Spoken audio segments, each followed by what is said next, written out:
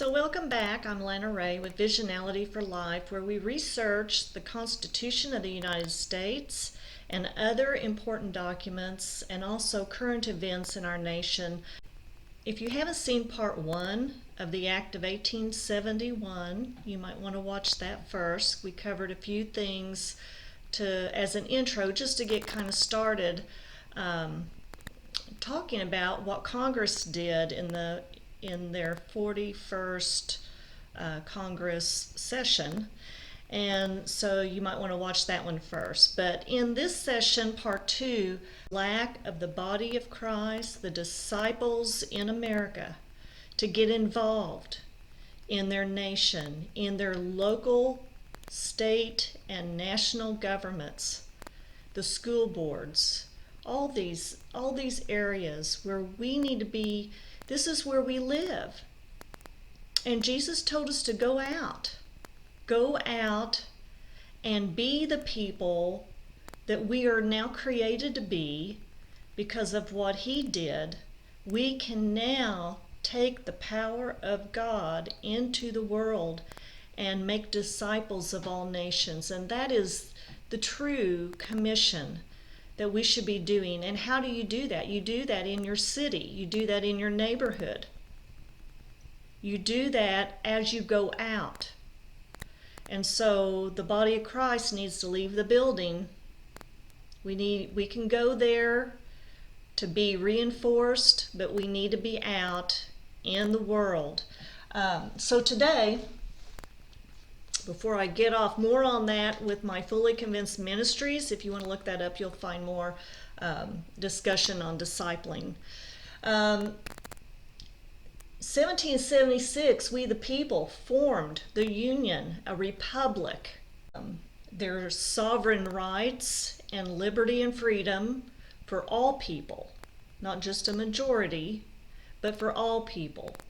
So 1812, we had the war with England.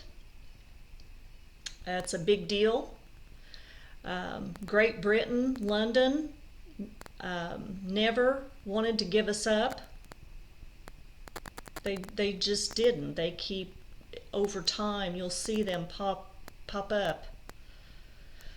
1861, the Civil War, is kind of the area I want to start on today, because 1871, this event that happened that we talked about in part 1, this event that Congress put into effect, forming a government for the District of Columbia. They're calling it a municipal corporation, a business. And they formed their own government under that, and it specifies everything in that 41st Congress session report that you can pull off the congress.gov. You can find it. I found it. It's there. I have not found the actual business entity articles of incorporation on the District of Columbia. I've heard that they called it the United States Corporation. I have found United States Corporation Company listed. 1870, corruption everywhere. Why do we think today would be any different? I'm not too sure.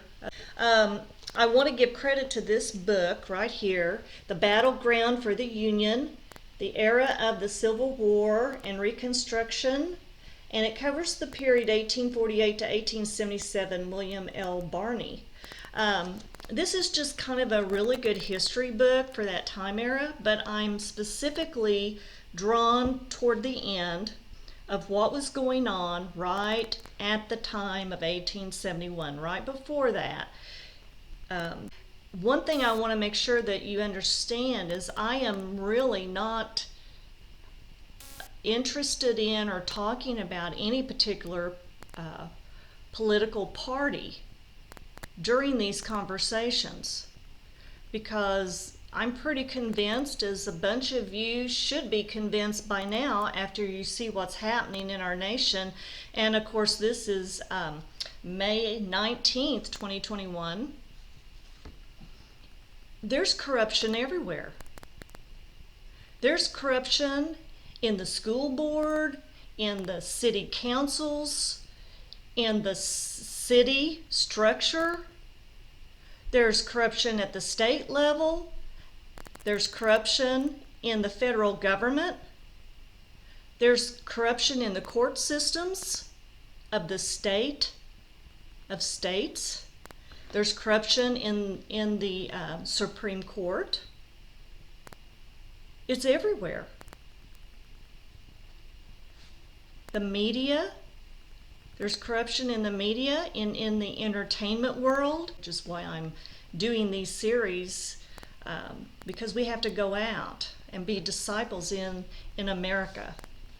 And around the world. If you're watching from some other country, you need to be a disciple for your nation, for your country. That's the call. In 1869, Ulysses S. Grant, 18th President of the United States. I want you to really get this.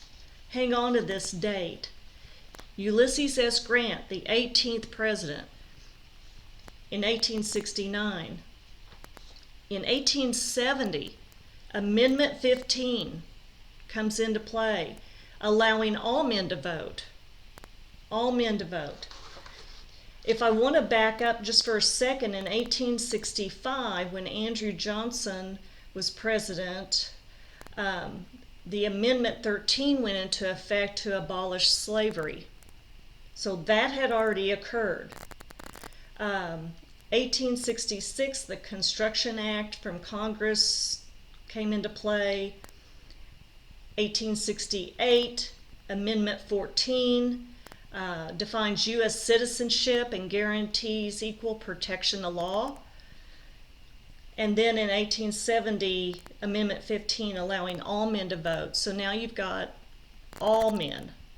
The women haven't came in yet, but all men, no matter color, race, they're allowed to vote. This would have been the last amendment that would have been under the Republic at that time. Now, this is just my take on it. I'm just going by the dates of things that are happening. So, in 1871, when Congress enacted a government, set up a government for the District of Columbia Company, and whoever signed the Articles of Incorporation to incorporate District of Columbia as a municipal corporation, we don't know who that person is. I don't know. I haven't been able to find that. I don't think you will be able to find that document, but I think we're going to find out before too long. I think this is coming into play today and tomorrow, by the time this all plays out, because we know something's up. Okay, the American people are not stupid. The American people, the majority of the American people know, no matter what political party you're in, you know something's wrong. You've just got to know something's wrong if you're paying attention to anything going on in the federal government right now, in Congress, in the Senate, in the House, in the states, in Arizona right now. If you're not paying attention to that, you need to. Let me read, because this is really, I'm not going to take a lot of time on this, but you need to hear what was going on back then. The corruption of the Ulysses S. Grant years is legendary. Public officials at every level of government and in every region of the nation were all seemingly corrupt or corruptible. Now, in the Commercial and Financial Chronicle, it's published in the spring of 1870. He has but to watch the journals for a day, and he will scarcely fail to find in them charges that congressmen, senators, members of the cabinet, kindred and friends of the very highest officers of the government, the directors and managers of corporations and of public institutions, the courts of law of a great city or state, and even entire legislative bodies, controlling the interest of millions of people, have sold their votes, influence, for power, for money, or that which can be exchanged for money. That's their quote.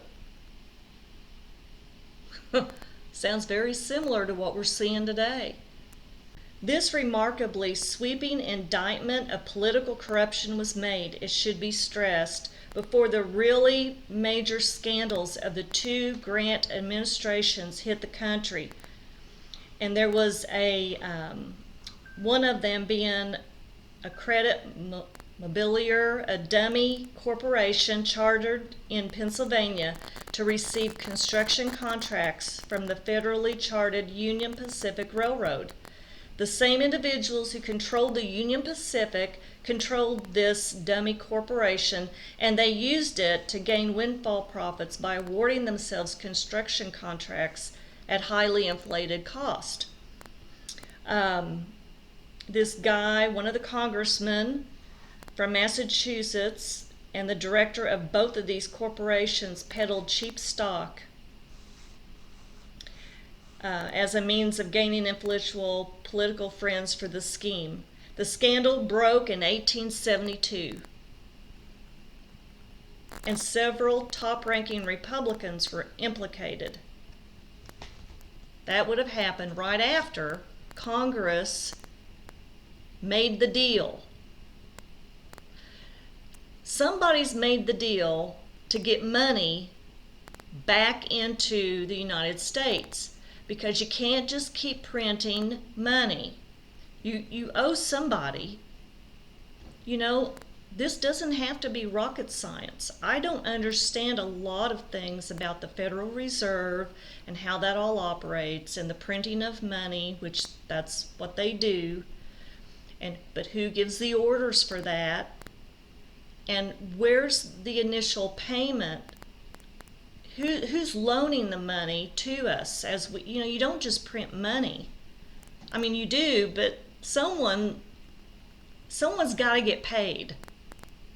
Someone's got to get paid. And when the United States owes trillions of dollars of debt, they owe it to someone. Or several people. Somebody owns. Okay. Here we go. The post-war, after the war, Civil War, municipal, state, and federal governments, they were ill-equipped to deal with the great demands placed on them by businesses and other private interest groups. Typical in this regard was the situation in Congress. At any given time, about half of its members were freshmen. Turnover rates were very high, and congressmen lacked any professional staffs to call on the drafting of legislation and any formal systems of rules or seniority to guide them in bringing bills up for a vote. The demand on their time was enormous, especially from office seekers clamoring for a patronage job and veterans or their widows trying to get a pension. Meanwhile, with the territorial expansion of the Union between 1850 and 1870 had resulted in the admission of 7 new states and the creation of 9 new territories. So the United States was growing so fast, and all these corporations and all these things were going on, and yet the country was in such debt. There was huge demands placed on the federal government at this time, and creation of 9 new territories, and hence there was a corresponding increase in the demand for federal services in the areas of law court, Indian policy, and post offices. The proliferation of government aids to railroads, telegraph companies, and steamship operators involved congressmen in endless negotiations with competing business groups anxious to cut themselves in on the economic expansion underwritten with federal funds.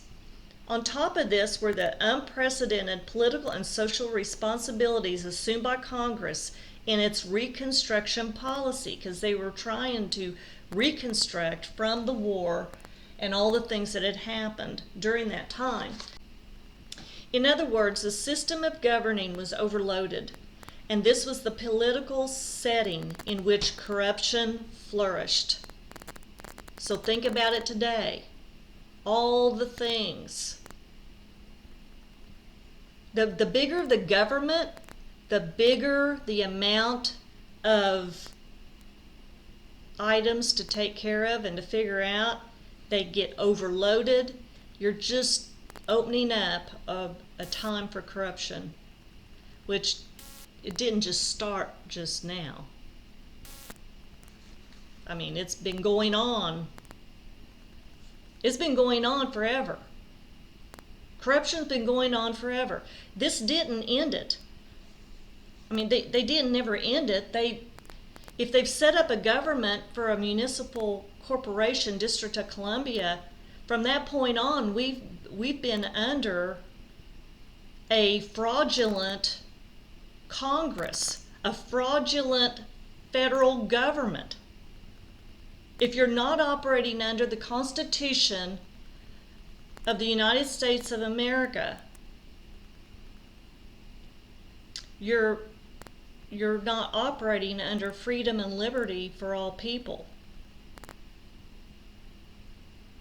We really weren't intended to have political parties. George Washington had stated that if we ever did that, we were going to be in deep, dark trouble. I mean, because the Constitution allows for freedom for all people. And we vote in people for president, and we vote in vice president, and we vote in our House representatives. We the people, we vote in, and when we don't like them, when we start seeing corruption, we take them out. We remove them. So why hasn't that been happening? It's because the government has started growing on its own. They started forming their own bylaws as a company. They started operating with their board of directors. They all decided. And they let us vote every once in a while. But as we're finding out now, and I know this is something that will get me in trouble on YouTube or wherever, but this whole thing with this word that we can't say on social media, or we get taken off and removed from Facebook, from YouTube, from wherever you're at. If you say that word, you'll get taken off. That is against our constitutional right. We have free speech. We should be able to say this word freely. That shouldn't be happening. We should be able to go to Arizona. We should be able to let them pull in people to look at this, but nobody knows who to trust. Well, I tell you who we're going to have to trust, and that is our military. Our military is watching. They're watching. Because their oath is not to a person. The military of the United States' oath is to the U.S. Constitution.